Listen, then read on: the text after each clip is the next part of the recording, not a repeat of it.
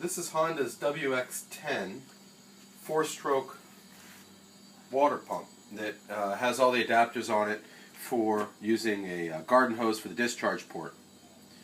It's so cute and small. It's 14 pounds.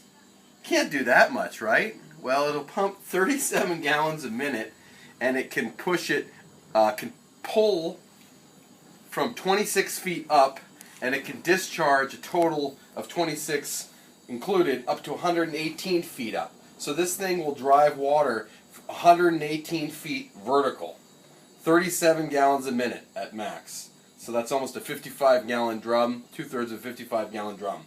But it's so cute. Who knew something could do that? It's so small. But it's a little beast. It's a winner.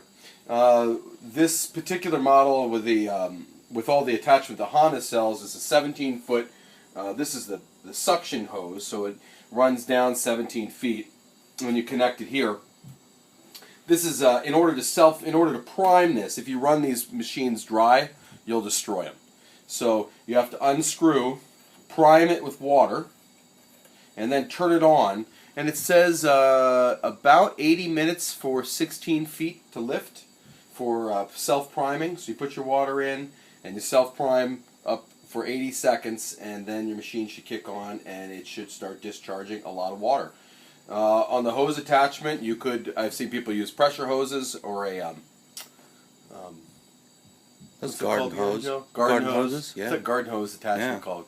Squirt gun. Oh, this, yeah.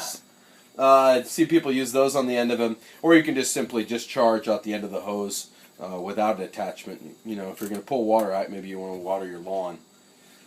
That's about it on it. This is the drain for the priming section, and then here is the attachment for your garden hose.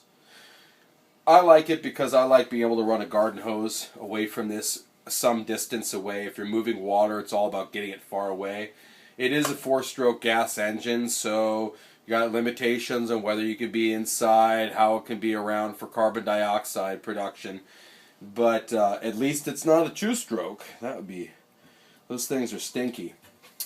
The Honda is pretty cut and dry. This is a little different than your standard Honda engine in that you have your on-off switch. That's the easiest thing to forget. And then you have your the classic choke design.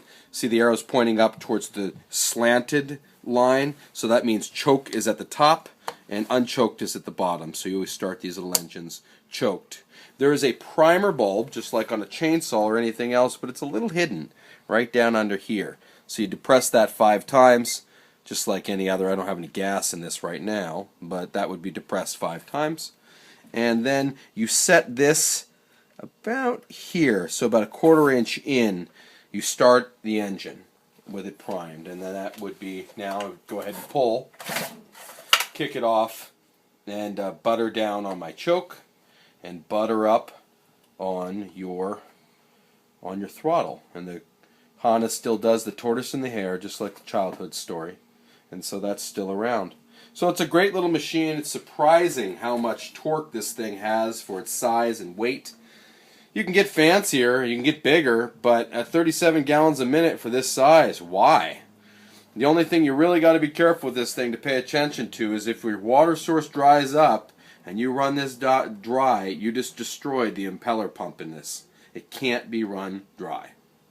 Other than that, it's a gem. Have fun. Thanks.